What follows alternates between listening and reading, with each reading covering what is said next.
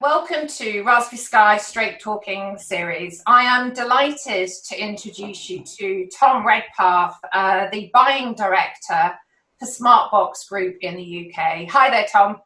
Hi, Sally. Nice to be invited to participate. Thanks for the invitation. You are welcome. So could you just give us an overview of Smartbox Group? Smartbox Group in the UK operate two brands. We operate Buyagift.co.uk and also the Red Letter Days brand. We're the largest gift experience company in the UK. And we're also part of the wider global Smartbox Group, which is the world's largest gift experience company. And they're operating across Europe, primarily with an in-store retail distribution channel. So they put gift experiences in a box and they sell them across thousands of retail outlets.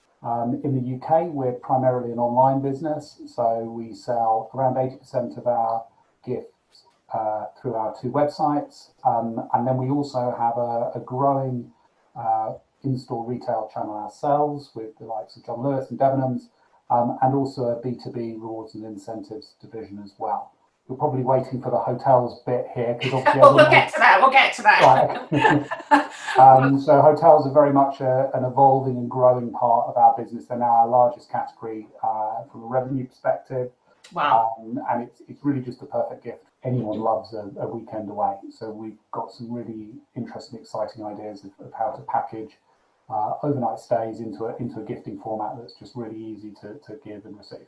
I know there's all kinds of different ways that you position your hotel and restaurant products. So, you know, whether it's looking at it by experience type, by occasion, by gender, by age group, etc. So I think there's a lot of learnings there. But Tom, help us understand the trends and differences you've seen in your business since COVID. COVID has significantly impacted our business from a sales perspective, as you would expect. We've clearly seen a downturn in the sales volume. What we know is that the gifting market as a whole has remained pretty strong. Clearly, people still have birthdays, and we've gone through Father's Day and Mother's Day under lockdown. But what we've seen are the trends out of gift experiences and into, if you like, more traditional gifts like hampers and this right. sort of thing. So we clearly are heavily leveraged in favour of gift experiences, and a lot of those things will be hotel breaks, will be restaurant meals out and so on, which clearly just haven't been able to be delivered.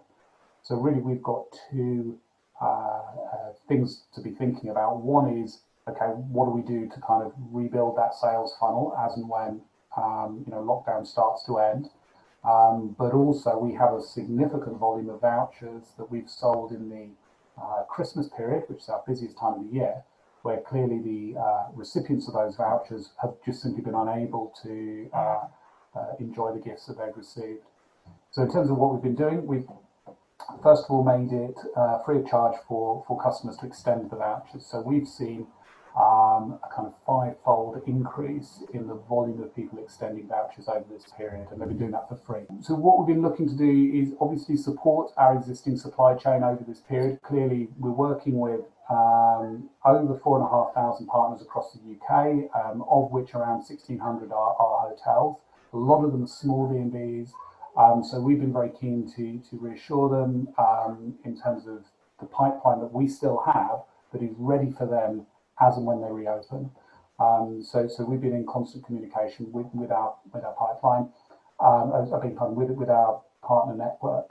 The other thing that's clearly an emerging trend as we go forward is to use the phrase "the new normal" is that capacities are going to be reduced. So where clearly we're a commission-based channel, the extent to which our partners are trying to kind of yield manage bookings to make sure they have space for full paying customers, direct business, against some of our commission-based voucher holders. We're working with them to try and ensure that there's enough availability to make sure that customers are able to be honoured where they've bought vouchers, but also working with them to look at where we need to redesign packages and look at different rates to help make sure that the business is sustainable moving forward. So when the announcement was made about the hotels and restaurants opening sort of from the 4th of July, did you see any trend or any increase in, purchase of those kind of hotel restaurant products as a result? Well, it's interesting, and we track this very actively, as you can imagine. Yeah. The announcement around the opening of or the reduction in the restrictions coincided with the Father's Day period for us. So it's quite difficult to actually kind of isolate a particular sales trend. That being said, what we saw is an immediate doubling in the activations of vouchers. So what was happening, people who already had vouchers were prompted to think, right, I want to come and do this now. And we're seeing that trend continue. So it's dropped down, practically to zero, because effectively the partner network was closed down, so people couldn't book. And now we're seeing a doubling every day. So I think we're now close to 40 to 50% of what we were seeing last year, and we will see that continue to kind of spike up. So I think you mentioned earlier on that the if we can talk about the hospitality, the sort of the hotel and restaurant piece is a really critical product set for you. Did you say that was about 80% of your revenue, or did I mishear that? The combined hotel and restaurant piece is between 40 and 50% of the revenue. And what's interesting really is, I think when people think about gift experiences, they think about Ferrari driving and the hot air ballooning and so on, but actually that share of the market is more like 30% of what we sell now. And the business has really sort of pivoted into these more kind of lifestyle products, as we call them. So, Tom, what's important to you when you're looking at contracting the hotel product? I mean, what kind of hotels are you looking for? I mean, you've got 1,600, so you have a lot, and they're primarily in the UK, correct? Yeah, absolutely. What we're very clear about is our market. So we know that when you're gifting someone a hotel stay, actually what you're interested in is the experience when the customer gets there. So we like to look for novel types of properties that are small, but where you would have great service, properties that you may not think about booking yourself, because it's not a city break type product. We're not necessarily looking for the big brands, the sort of fairly generic 4-star type properties. What we want is for people to go and stay in maybe a 3 or 4 bedroom B&B or an independent property where they just have a really unique experience, and they come away thinking, wow, I just would never have thought of booking this property myself. And that's really what it's about. So we work with, as I say, 1,600 odd properties around the UK. We do work with large properties, and we work with some of the chains as well.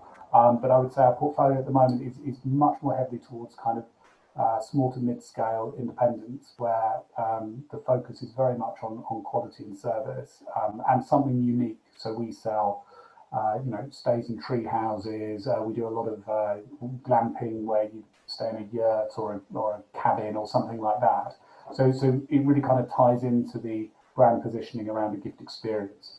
Yeah, and I think you're great at that, because I know, when you look on your website and you see some of the experiences, it might be a 1 or a 2 night stay, but it's with dinner, and you say, and with fizz, or, you try to sort of make it a little bit more exciting, or gourmet escapes, or themed kind of experiences. That's exactly it. Really, what we'd like to offer the people that work with us is a very different and incremental marketing channel. We are not targeting people who are looking to stay in Nottingham this Saturday, for example. That is simply not the market. Our target demographic are people who are looking for a great Mother's Day gift or a great Christmas gift. So in that space, all of our partner hotels are not competing against another hotel down the road. They just have to be competing against a spa day or a Ferrari day or something like that, which means that any sales they get from that channel really are incremental. What's your key learnings out of this pandemic? Because, it's really been quite very unique. It's been very long. We just like to treat people as fairly and as well as possible. And I think that process of engagement and building relationships is just really key for us.